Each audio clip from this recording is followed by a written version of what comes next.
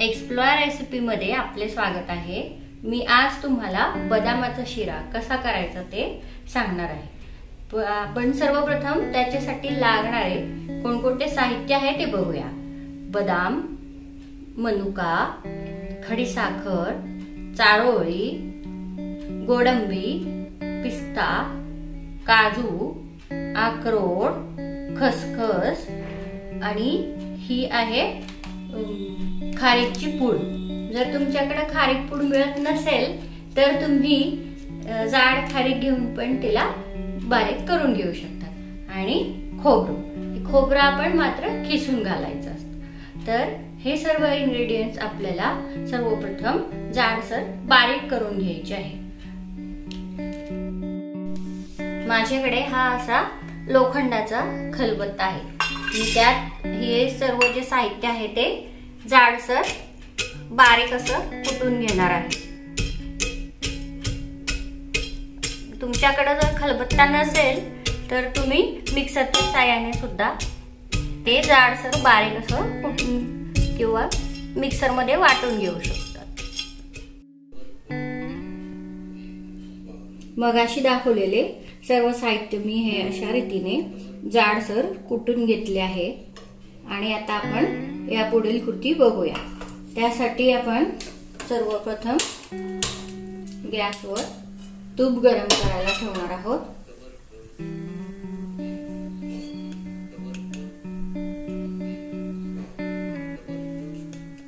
एवढे 2 चमचे तूप मी आता घातले आहे। वाटल्यास आपण ते नंतर घालू शकतो। तूप छान कडकडीत तापवून घ्यायचे। आता हिवाळा सुरू होतोय, डिसेंबर महिना म्हणजे, आणि हिवाळा म्हटला की आपल्या इथे घरामध्ये साधारण डिंकाचे लाडू वगैरे अशा गोष्टी केल्या जातात। कारण हिवाळ्यामध्ये आपल्याला जास्त स्निग्ध पदार्थांची गरज असते। तर त्यासाठीच हा एक प्रकार जो आपल्या आजी वगैरे पंजा ह्या करत असत, त्यातला हा एक प्रकार आहे। तो बऱ्याचशा जणांना माहिती नाहीये आणि आपल्या नव्या पिढीला हा प्रकार माहित व्हावा हा या व्हिडिओ मागचा अट्टहास। तर आता आपण हे तूप बऱ्यापैकी तापलं आहे आणि आपण हे जे मिश्रण केलेलं असतं ना, यामध्ये आपण मनुका घालायच्या नसतात। आता माझ्याकडे काळ्या मनुका आहेत। जर तुमच्याकडे काळ्या नसतील आणि साध्या मनुका असतील तरी चालेल, काही प्रॉब्लेम नाही। आता आपलं तूप हे छान तापलं आहे।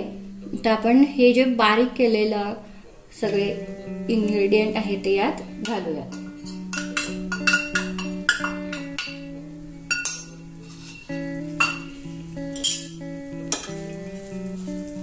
आणि त्यांना व्यवस्थितरित्या परतून घ्यायचे तुपावर। आता यात मला थोडं तूप कमी वाटतं,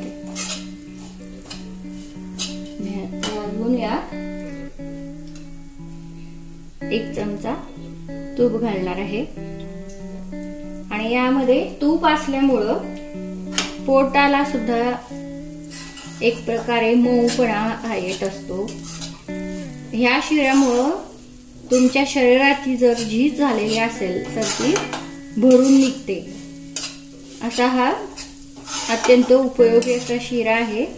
हा थंडीमध्ये जरूर खावा असा पदार्थ आहे।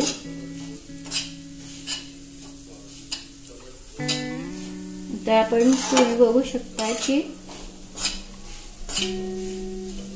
या ज्या आपण गोष्टी टाकल्या आहेत त्या बऱ्यापैकी भाजत आल्या। थोडासा त्याचा कलर चेंज व्हायला लागतो। याला खूप पण भाजायचं नाही, नाहीतर हे जे काढलेले पदार्थ असतात ते जळून होतात आणि त्याची चव जाते मग। तर असं बऱ्यापैकी ते भाजले गेले आहे।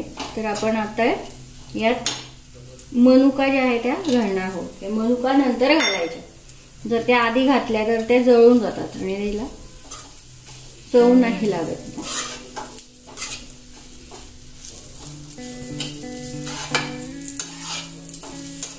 आणि यात आपण जी खारीक घातलेली असते ना त्यामुळे या शिऱ्याची चव चॉकलेट सारखी लागते, त्यामुळे मुलांना पण हा शिरा खूप आवडतो. साधारण मेथीचे लाडू म्हटले की मुलं आवडीने खात नाहीत, मग आपल्याला मुलांना ड्रायफ्रुट्स तर खाऊ घालायचे आहेत थंडीत, मग ते अशा रीतीने आपण खाऊ घातले तर ते आवडीने खातात. ह्या ज्या आपल्या मनुका आपण घातल्या होत्या ह्या छान फुगल्या आहेत. मग अशा मनुका तुमच्या फुगल्यात की मग त्यामध्ये आता दूध घालायचं.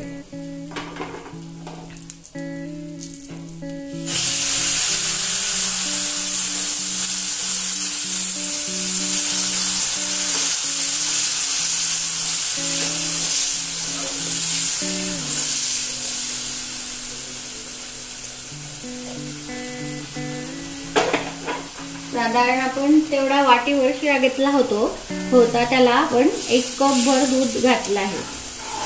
आणि तुम्हाला वाटलं तर तुम्ही यात साय पण घालू शकता, म्हणजे खव्याची पण खाल्ल्याची त्यात आपल्याला शक्ती जी असते ती मिळत असते.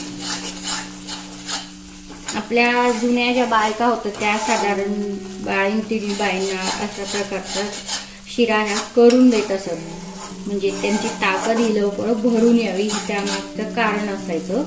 आता अशा रीतीने आपण यातलं हे दूध जे आहे ते आटवून घेतलंय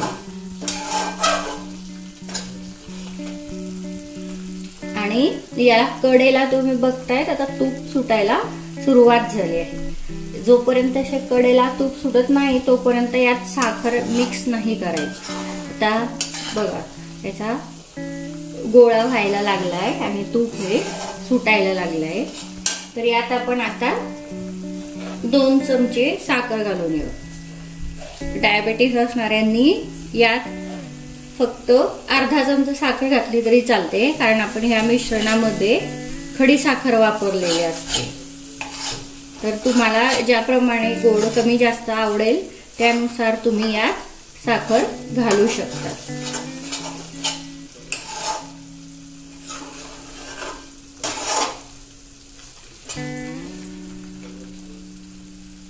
तर अशा रीतीने हा जो शिरा आहे हा जवळपास तयार होत आला आहे आणि याचा सुंदर असा सुवास घरभर दळवळतो आहे.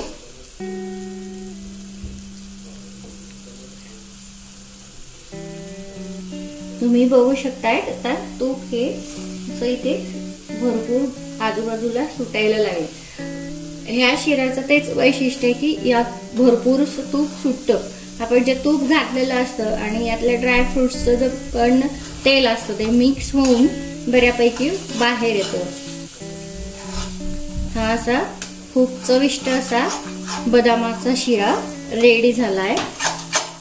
तुम्ही बघू शकता त्याचा कलर हा चॉकलेटी झालाय. मी तुम्हाला म्हटलं ना की मुलांना याची चव आवडते, चॉकलेट सारखी लागते.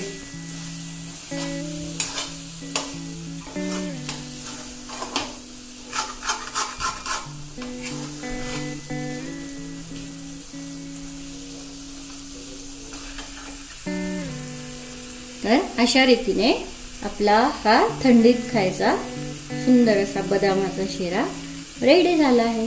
तुम्ही ही रेसिपी जरूर करून बघा आणि मला प्रतिक्रिया तुमच्या कळवा. व्हिडिओ पूर्ण बघितल्याबद्दल धन्यवाद.